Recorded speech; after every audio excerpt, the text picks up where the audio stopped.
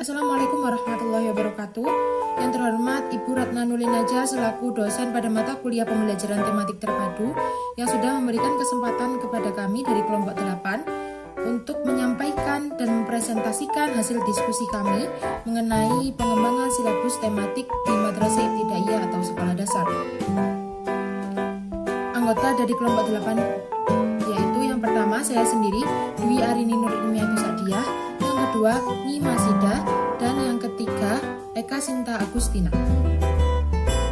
Pokok pembahasan yang akan kami jelaskan dan kami sampaikan pada video presentasi kali ini yang pertama yaitu mengenai pengertian, landasan, prinsip, serta komponen yang ada di dalam silabus. Yang kedua yaitu pengembang silabus atau yang berwenang untuk mengembangkan silabus. Yang ketiga, perbedaan silabus dalam pembelajaran tematik dengan silabus dalam pembelajaran lainnya. Yang keempat, langkah-langkah dalam pengembangan atau penyusunan dari silabus. Dan yang terakhir yaitu implementasi pengembangan silabus dalam kurikulum merdeka. Yang pertama yaitu pengertian. Menurut Mulyasa, silabus merupakan suatu perencanaan pembelajaran yang perlu dilakukan oleh guru untuk mengkoordinasikan komponen-komponen pembelajaran seperti kompetensi, indikator, materi, serta penilaian. Sedangkan pengertian yang lainnya menjelaskan bahwasannya silabus merupakan rencana pembelajaran pada suatu kelompok atau mata pelajaran atau tema tertentu yang di dalamnya mencakup standar kompetensi, kompetensi dasar, materi pembelajaran, kegiatan pembelajaran, indikator pencapaian, kompetensi untuk penilaian, alokasi waktu, serta yang terakhir yaitu sumber belajar. Dari dua pengertian atau penjelasan silabus yang sebelumnya, dapat disimpulkan bahwasannya silabus sendiri merupakan seperangkat rencana serta pengaturan pelaksanaan pembelajaran dan penilaian yang disusun secara sistematis yang di dalamnya memuat komponen-komponen yang saling berkesinambungan. Yang selanjutnya adalah landasan pengembangan silabus. Landasan sendiri memiliki arti yaitu suatu tumpuan, dasar atau alas dari suatu hal. Landasan juga dapat diartikan sebagai tempat tumpuan atau dasar pijakan. Maka, dengan adanya suatu landasan dalam pengembangan silabus, berfungsi untuk dasar pijakan dari dikembangkannya suatu silabus pembelajaran itu sendiri. Dalam pengembangan silabus memiliki beberapa landasan, diantaranya yang pertama, Peraturan Pemerintah Nomor 13 Tahun 2015 tentang Standar Nasional Pendidikan. Yang kedua, Permendikbud RI Nomor 39 Tahun 2013 yang berisi tentang petunjuk teknis jabatan fungsional, pamong belajar dan angka kreditnya. Yang ketiga, Peraturan Menteri Pendayagunaan Aparatur Negara dan Reformasi Birokrasi Nomor 15 Tahun 2010 di pasal 8 tentang jabatan fungsional, pamong belajar dan angka kreditnya. Yang keempat, Permendikbud Nomor 21 Tahun 2016 tentang standar isi pendidikan dasar dan menengah. Dan yang terakhir yaitu Permendikbud Nomor 22 Tahun 2016 tentang standar proses pendidikan dasar dan menengah. Selain landasan-landasan, pengembangan silabus juga memiliki prinsip-prinsip. Ada 8 prinsip, yaitu diantaranya yang pertama ilmiah. Yang dimaksud ilmiah di sini yaitu dengan disusunnya suatu silabus, keseluruhan materi dan kegiatan yang menjadi muatan atau isi dari silabus itu sendiri harus benar dan dapat dipertanggungjawabkan nantinya secara keilmuan. Prinsip yang kedua yaitu relevan. Cakupan, kedalaman, tingkat kesukaran, dan urutan penyajian materi yang dimuat dalam silabus harus sesuai dengan tingkat perkembangan, baik itu fisik, intelektual, sosial, emosional, serta spiritual yang dimiliki oleh peserta didik. Lalu ada prinsip sistematis. Dalam muatannya, komponen-komponen yang ada di dalam silabus harus saling berhubungan, baik itu secara fungsional maupun dalam pencapaian kompetensi. Prinsip yang keempat yaitu konsisten. Adanya hubungan yang konsisten antara kompetensi dasar, indikator, materi pokok, kegiatan pembelajaran, sumber belajar, serta sistem penilaian. Prinsip yang kelima yaitu memadai. Yang dimaksud di sini yaitu cakupan yang ada di dalam silabus seperti indikator, materi pokok atau pembelajaran, kegiatan pembelajaran, sumber belajar, dan sistem penilaian harus cukup untuk menunjang pencapaian kompetensi dasar pada proses pembelajaran. Lalu ada prinsip aktual dan kontekstual. Yang dimaksud di sini yaitu cakupan dari indikator, materi pokok atau pembelajaran, kegiatan pembelajaran, sumber belajar, dan sistem penilaian harus memperhatikan perkembangan baik itu ilmu, teknologi, dan seni mutakhir dalam kehidupan nyata serta peristiwa yang terjadi. Jadi, dalam pengembangan silabus harus ada sifat terbarui. Lalu ada prinsip yang ketujuh, fleksibel. Keseluruhan komponen yang terdapat di dalam silabus harus dapat mengakomodasi variasi peserta didik, pendidikan, serta dinamika perubahan yang terjadi di sekolah dasar dan tuntutan masyarakat. Selain itu, materi ajar juga harus ditentukan berdasarkan atau memperhatikan kultur daerah masing-masing. Hal ini dimaksudkan supaya kehidupan peserta didik dalam lingkungannya tidak terlupakan oleh peserta didik itu sendiri. Lalu prinsip yang terakhir yaitu menyeluruh. Komponen yang dimuat dalam silabus harus mencakup keseluruhan dari ranah kompetensi, baik itu kompetensi kognitif, afektif, maupun kompetensi psikomotor. Selanjutnya ada komponen-komponen dari silabus. Berdasarkan Permendiknas nomor 41 tahun 2007 tentang standar proses, silabus ini harus memuat yang pertama identitas mata pelajaran, standar kompetensi, kompetensi dasar, materi pembelajaran, kegiatan pembelajaran, indikator pencapaian, kompetensi, penilaian, alokasi waktu, serta sumber belajar. Jadi jika disimpulkan ada 9 komponen silabus, yaitu yang pertama identitas tema. Identitas tema ini diisi dengan tema-tema yang telah diidentifikasi dan dipetakan berdasarkan keterhubungannya dengan standar kompetensi, kompetensi dasar, serta indikator melalui pemetaan dan jaringan tema. Lalu yang kedua ada identitas mata pelajaran. Identitas mata pelajaran ini berisi semua mata pelajaran yang akan diajarkan. Susunan mata pelajaran dilihat dari struktur mata pelajaran yang ada di dalam standar isi. Yang ketiga ada standar kompetensi. Standar kompetensi merupakan patokan mengenai pengetahuan, keterampilan, dan sikap yang harus dimiliki oleh peserta didik untuk mengerjakan tugas yang sesuai dengan apa yang telah dipersyaratkan atau diminta sebelumnya. Lalu ada kompetensi dasar. Kompetensi dasar merupakan kompetensi yang terdiri atas sikap, pengetahuan, dan keterampilan yang bersumber dari kompetensi inti yang harus dikuasai dan dimiliki oleh peserta didik. Lalu ada indikator. Dijabarkan oleh guru berdasarkan standar kompetensi dan kompetensi dasar yang sudah ditentukan oleh standar isi. Yang keenam, ada materi. Seperti yang sudah dijelaskan di landasan sebelumnya, materi di dalam silabus harus berisi mengenai gambaran dari kompetensi utama yang dikelompokkan dalam aspek kognitif, afektif, maupun psikomotorik. Yang ketujuh ada kegiatan pembelajaran atau kegiatan belajar, memuat serangkaian kegiatan yang harus dilakukan oleh atau dilaksanakan oleh peserta didik secara sistematis atau berurutan.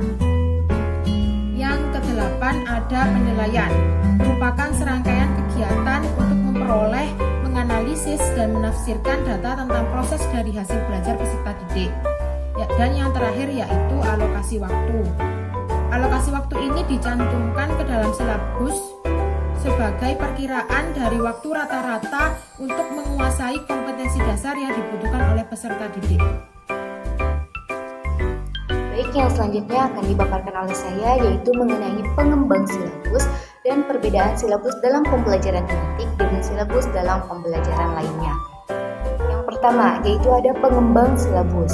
Pengembangan silabus dapat dilakukan oleh para guru baik itu secara mandiri ataupun berkelompok dalam sebuah sekolah ataupun beberapa sekolah. Juga dapat dilakukan dalam kelompok musyawarah guru mata pelajaran ataupun yang sering kita kenal dengan MGMP dan juga di Dinas Pendidikan. Dalam pengembangan sekolah, yaitu ada sekolah dan komite sekolah. Pengembangan silabus adalah sekolah bersama komite sekolah ini memiliki tujuan, yang dimana tujuannya itu untuk menghasilkan silabus yang bermutu. Sekolah bersama komite sekolah itu dapat meminta bimbingan teknis dari perguruan tinggi, lembaga penjamin mutu pendidikan, ataupun yang sering kita kenal dengan LPMP, dan lembaga terkait seperti Balitbang dan Depdiknas. Apa sih itu Balitbang? Balitbang itu merupakan badan penelitian dan pengembangan, dan untuk Depdiknas itu merupakan Departemen Pendidikan Nasional. Yang kedua yaitu ada kelompok sekolah. Nah, dalam kelompok sekolah ini, apabila guru kelas ataupun guru mata pelajaran karena sesuatu hal ternyata belum dapat melaksanakan pengembangan silabusnya itu secara mandiri, maka pihak sekolah itu harus bahkan dapat mengusahakan untuk membentuk kelompok guru kelasnya itu ataupun guru mata pelajarannya itu guna mengembangkan silabus yang akan digunakan oleh sekolah tersebut. Selanjutnya yaitu ada musyawarah guru mata pelajaran ataupun MGMP ini. Mungkin ada beberapa sekolah ataupun sekolah-sekolah dalam suatu yayasan itu dapat bergabung untuk apa? Tentunya untuk menyusun silabus. Hal ini dimungkinkan karena sekolah dan komite sekolah ini sesuatu dan hal lain belum dapat melaksanakan penyusunan silabusnya. Maka kelompok sekolah ini juga dapat meminta bimbingan teknisnya itu dari perguruan tinggi, dari lembaga penjamin mutu pendidikan yaitu LPMP-nya, dan lembaga terkait seperti Balitbang, Depdiknas untuk menyusun silabusnya. Dan yang terakhirnya itu ada Dinas Pendidikan. Untuk Dinas Pendidikannya ini bisa dilakukan di Dinas Pendidikan setempat, yang dimana Dinas Pendidikan setempat itu bisa memfasilitasi penyusunan silabus dengan membentuk sebuah tim yang terdiri dari para guru, di mana guru tersebut sudah berpengalaman di bidangnya masing-masing. Nah, dalam pengembangan silabus sekolah ini, kelompok kerja guru atau dinas pendidikan dapat meminta bimbingan teknis dari perguruan tinggi, LPMP atau unit utama terkait yang ada di Departemen Pendidikan Nasional. Mungkin ada beberapa guru yang menanyakan mengapa harus dibuat ataupun disusun silabus itu oleh gurunya secara mandiri. Karena ketika silabus tersebut disusun ataupun dibuat oleh guru itu sendiri akan menjadi pedoman perencanaan pengembangan pembelajaran yang sesungguhnya dan akan menjadi pedoman pengembangan dalam pengelolaan pembelajaran, juga akan menjadi pedoman perumusan dan penyelenggaraan evaluasi. Jadi, apabila silabus tersebut dirancang oleh guru secara mandiri, tentunya akan mudah mencapai tujuan dari pembelajaran itu sendiri, karena guru telah menyesuaikan penyusunan silabus tersebut dengan kemampuan siswanya. Itu mengenai perbedaan silabus dalam pembelajaran teknik dengan silabus dalam pembelajaran lainnya. Nah, dalam proses pembelajarannya, penggunaan silabus dalam pembelajaran teknik dan pembelajaran yang lainnya itu berbeda. Mengapa hal demikian? Karena sudah kita ketahui bahwasannya tematik itu adalah strategi pembelajaran yang dimana dirancang untuk pembaharuan dari pembelajaran yang sebelumnya. Dia sudah diketahui bahwa silabus pembelajaran tematik akan ada perbedaannya dengan silabus pembelajaran lainnya. Silabus pembelajaran tematik itu disusun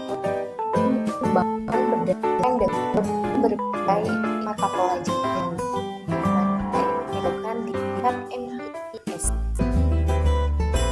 seperti hal penggabungan mata pelajaran bahasa Indonesia dengan penggabungan mata pelajaran teknik ataupun penggabungan yang lainnya. Karena mengingat pembelajaran tematik pada jenjang SD itu merupakan suatu pembelajaran yang dimana memusatkan pembelajaran siswa ataupun peserta didik dalam satu pemahaman menyebutkan apa tema pelajaran itu menurut. Sedangkan pengembangan silabus pada pembelajaran itu hanya dikembangkan dengan cara tidak ada pengembangan. Seperti halnya jika dalam mata pelajaran bahasa Indonesia, maka hanya dalam mata pelajaran bahasa Indonesia saja, seperti yang ada pada jenjang SMP ataupun SMA. Adapun perbedaan yang secara signifikan itu kita lihat di proses pembelajaran pada jenjang MISD, KTMP dan juga kurikulum 2013. Dalam pengembangan yaitu silabus yang digunakan pada proses pembelajaran teknik pada jenjang MISD hal yang aplikasi pelajaran yang akan dipadukannya standar kompetensi dasar yang harus dicapai dan yang harus dikuasai oleh peserta didik. Sebagai tema itu dari pokok yang mengacu pada suatu tema yang akan digunakan, strategi ataupun metode pembelajaran yang akan digunakan, alokasi waktunya juga yang akan digunakan, juga bentuk biayanya. Yang selanjutnya akan dipaparkan oleh saya. Materi selanjutnya yaitu mengenai langkah-langkah pengembangan silabus. Dalam proses pengembangan silabus, terdapat langkah-langkah yang dapat dilaksanakan, di antaranya yang pertama yaitu menuliskan identitas. Identitas yang ditulis terdiri dari nama sekolah, mata pelajaran atau muatan pelajaran kelas dan semester. Penulisan identitas ini ditulis di atas matriks silabus. Yang kedua yaitu mengkaji standar kompetensi dan kompetensi dasar. Standar kompetensi dan kompetensi dasar ini diperoleh dari standar isi yang biasanya sudah berbentuk buku atau paten. Yang ketiga yaitu mengidentifikasi materi pokok atau pembelajaran. Dalam tahapan ini berisi pengidentifikasian materi pokok atau pembelajaran yang bertujuan untuk menunjang pencapaian kompetensi dasar dengan mempertimbangkan potensi peserta didik, karakteristik mata pelajaran, dan relevansi materi pokok dengan kompetensi inti dan kompetensi dasar. Yang keempat yaitu melakukan pemetaan kompetensi. Pemetaan kompetensi dilakukan dengan cara sebagai berikut. Yang pertama itu mengidentifikasi standar kompetensi, kompetensi dasar dan materi atau muatan pembelajaran, mengelompokkan standar kompetensi, kompetensi dasar dan materi atau muatan pembelajaran. Yang ketiga yaitu menyusun standar kompetensi, kompetensi dasar sesuai dengan keterkaitan. Yang kelima yaitu mengembangkan kegiatan pembelajaran. Dengan disusunnya atau dirancangnya kegiatan pembelajaran bertujuan untuk memberikan pengalaman belajar yang melibatkan proses mental dan fisik melalui interaksi antar peserta didik dengan guru, peserta didik dengan lingkungan, serta peserta didik dengan sumber belajar lainnya dalam rangka pencapaian kompetensi dasar. Yang keenam yaitu merumuskan indikator pencapaian kompetensi. Indikator sendiri merupakan suatu tanda dari tercapainya kompetensi dasar yang ditandai oleh perubahan perilaku yang dapat diukur, yang di dalamnya mencakup pengetahuan kognitif, sikap afektif, dan keterampilan psikomotorik.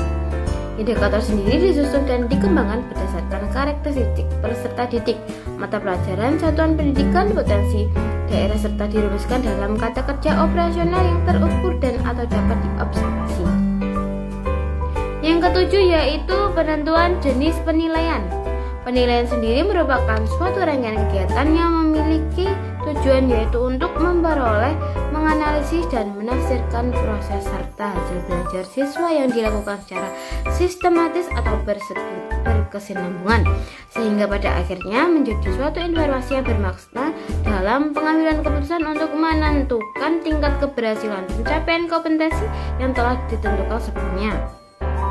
Penilaian pencapaian kompetensi dasar peserta didik dilakukan berdasarkan indikator yang sebelumnya sudah ditetapkan, yang di dalamnya mencakup 3 ranah yaitu kognitif, afektif, dan psikomotorik. Proses penilaian dapat dilaksanakan melalui beberapa cara yaitu seperti tes dan non-tes, baik itu berupa tertulis maupun lisan, pengamatan kinerja, pengukuran sikap, penilaian hasil karya berupa tugas proyek dan atau produk, penggunaan portofolio, dan penilaian diri. Yang kedelapan yaitu menentukan alokasi waktu. Alokasi waktu merupakan jumlah yang dibutuhkan dalam ketercapaian suatu kompetensi dasar tertentu. Penentuan alokasi waktu pada setiap kompetensi dasar didasarkan kepada yang pertama yaitu jumlah minggu efektif suatu semester dengan mempertimbangkan jumlah kompetensi dasar yang ada. Yang kedua, alokasi waktu pada setiap mata pelajaran atau muatan pelajaran pada setiap minggu dengan mempertimbangkan jumlah kompetensi dasar yang ada. Yang ketiga, jumlah kompetensi per semester. Penentuan alokasi waktu yang dicantumkan ke dalam silabus merupakan perkiraan waktu rata-rata dalam menguasai kompetensi dasar yang dibutuhkan oleh peserta didik yang memiliki karakteristik yang beragam. Kesembilan yaitu menentukan sumber belajar.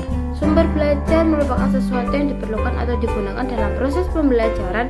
Sumber belajar dapat berupa buku, teks, media pembelajaran atau cetak dan non-cetak, media elektronika, narasumber lingkungan sekitar, dan lain-lain. Penentuan sumber belajar yang nantinya akan digunakan pada proses pembelajaran harus sesuai dengan standar kompetensi dan kompetensi dasar serta materi pembelajaran yang akan disampaikan. Dan materi yang terakhir yaitu implementasi pengembangan silabus pada pembelajaran tematik di MISD dengan kurikulum Merdeka Belajar. Di dalam implementasi kurikulum Merdeka Belajar, istilah silabus dirubah atau tidak disebutkan lagi dengan istilah silabus, melainkan menjadi ATP atau alur tujuan pembelajaran. Dalam kurikulum ini ATP dibuat dan dirancang oleh guru.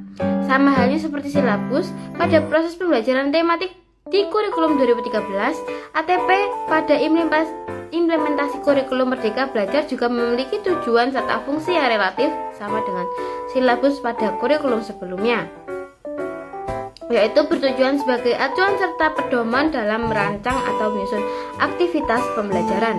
Meskipun ATP atau alur tujuan pembelajaran memiliki tujuan serta fungsi yang relatif sama dengan silabus pada kurikulum sebelumnya, pada dasarnya ATP pada implementasi kurikulum Merdeka Belajar ini memiliki perbedaan dengan silabus. Misalnya seperti pada silabus di kurikulum 2013, kompetensi inti dan kompetensi dasar merupakan suatu acuan atau dasar yang diturunkan dari standar kompetensi lulusan. Sedangkan dalam implementasi kurikulum Merdeka Belajar yang berbentuk ATP, kompetensi inti dan kompetensi dasar digunakan sebagai capaian pembelajaran. Dalam implementasi kurikulum Merdeka Belajar yang terbentuk ATP, alur tujuan pembelajaran memuat susunan tujuan pembelajaran yang sistematis di mana memiliki arti yaitu tersusunnya suatu alur pembelajaran yang teratur dan berkesinambungan sesuai dengan jenjang kelas dari awal hingga akhir. Meskipun ATP sudah disediakan oleh pemerintah, guru atau pendidik juga dapat mengembangkannya karena ATP perlu dikembangkan oleh sekolah atau satuan pendidikan dengan mengacu kepada capaian pembelajaran yang telah ditetapkan sebelumnya atau berupa kompetensi inti dan kompetensi dasar. Selain ada beberapa persamaan di antara silabus dan kurikulum sebelumnya, dengan ATP sebagai berikut implementasi pada kurikulum Merdeka Belajar di antaranya yaitu yang pertama, guru dituntut untuk lebih kreatif, inovatif, dan tidak menjadi satu-satunya sumber belajar pada proses pembelajaran atau teacher content. Yang kedua yaitu tidak hanya menjadikan siswa atau peserta didik sebagai objek belajar, tetapi juga menjadi siswa atau peserta didik sebagai subjek belajar. Yang ketiga, proses pembelajaran yang menyenangkan. Yang keempat, proses pembelajaran yang berbasis pada siswa atau student center. Yang kelima, guru atau pendidik dituntut untuk menghidupkan proses pembelajaran sehingga adanya banyak interaksi. Dan yang terakhir yaitu guru yang dituntut untuk menciptakan suasana belajar yang demokratis dan juga saling menghargai serta gotong royong. Sekian pemaparan materi dari kelompok kami. Ada kurang lebihnya kami mohon maaf. Wassalamualaikum warahmatullahi wabarakatuh.